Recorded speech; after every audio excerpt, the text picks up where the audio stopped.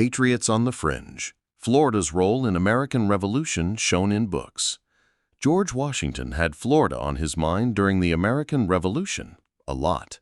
The father of the nation was concerned about a British invasion coming from the south, specifically East and West Florida, as the two colonies were called at the time. So far in my research, I've found 81 letters where Washington was writing either to Congress or his generals where he cites St. Augustine as either a military target or military concern, said Roger Smith, Ph.D., an expert on East Florida history, especially during the American Revolution. July 4th this year will kick off a year-long celebration marking 250 years since the United States was born. It will culminate on July 4, 2026, the semi-quincentennial. The Sons of the American Revolution and the Daughters of the American Revolution are among organizations planning events over the next year. Events are planned for across the nation, and acclaimed filmmaker Ken Burns' latest documentary, The American Revolution, will air in mid-November. While many learned about the American Revolution as beginning in the Northeast, some may not know Florida's role in the nation's founding. Florida played a key part, and some authors have documented and delved into the history in nonfiction and fiction books, including one novel by a U.S. president. So why does Florida's colonial history fall into a black hole? "We were always on the wrong side of the fence as far as the American story goes," said Smith, who lives in Northeast Florida. "We were Spanish when it was cool to be English, and we were English when it was cool to be American." History lesson on 18th century Florida.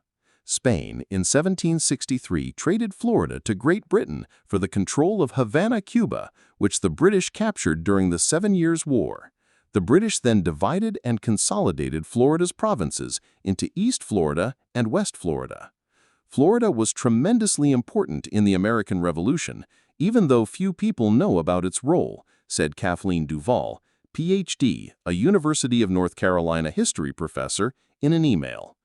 Neither East Florida nor West Florida sent any representatives to Philadelphia to draft the Declaration of Independence. Florida remained a loyalist stronghold during the American Revolution. Even so, 3 battles were fought in Florida during the American Revolution: Battle of Thomas Creek, 1777, and Battle of Alligator Creek, 1778, in Northeast Florida, and the Siege of Pensacola, 1781. Here's a few books to learn more about Florida's role in the Revolutionary War. Colonial East Florida focus in this novel. Flower of the Bitter Orange, a novel of Florida in the American Revolution by author Frank A. Mason, published in early 2025. The book provides a unique take on the Revolution as loyalist Hugh Fletcher flees Virginia in 1775 to seek refuge in the untamed wilderness of British East Florida, the book's jacket says. As Fletcher carves out a new life for his family, he's also aware of a possible invasion from Patriot-led Georgia. Frank A. Mason is the pen name for author Bob Mason, Ph.D., who lives in St. Augustine. This book is the first installment in his Law Florida series. Only U.S. president to write a novel. The Hornet's Nest, a novel of the Revolutionary War by Jimmy Carter, published in 2004. The Farmer President from Plains features Georgia along with Florida and the Carolinas in his novel, and the only novel by a U.S. president about how the war was fought in the Deep South.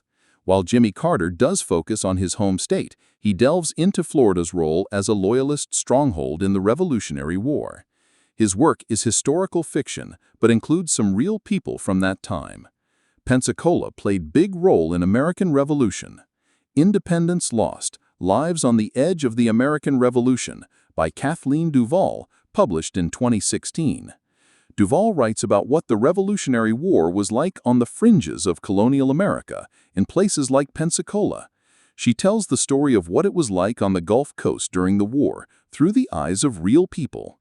The New York Times, in its review, said to read Independence Lost is to see that the task of recovering the entire American Revolution has barely begun.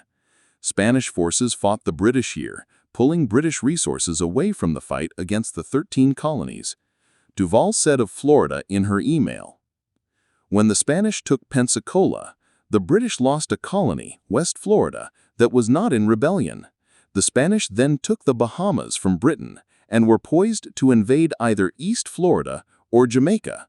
The British could not afford to lose any more of their most valuable colonies, so they decided to end the war and accept the independence of the 13 colonies.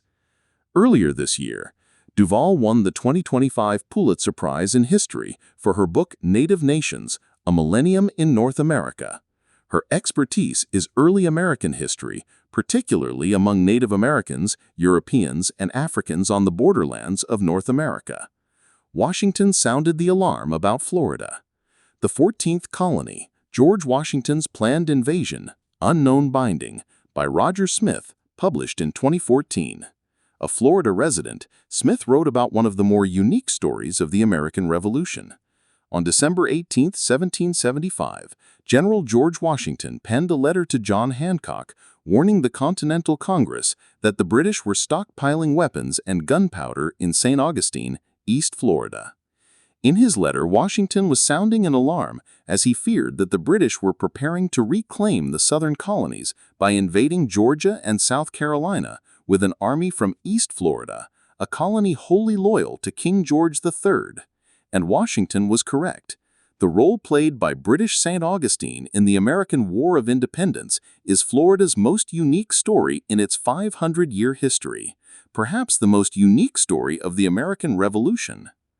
Other books to check out: The 14th Colony, The Forgotten Story of the Gulf South During America's Revolutionary Era, by Mike Bunn, published in 2020.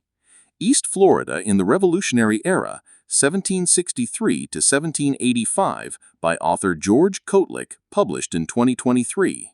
The Rogue Republic, How Would-Be Patriots Waged the Shortest Revolution in American History, hardcover, by William C. Davis, published in 2011.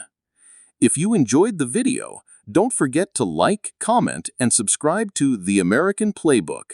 Your support means the world to us. Thank you.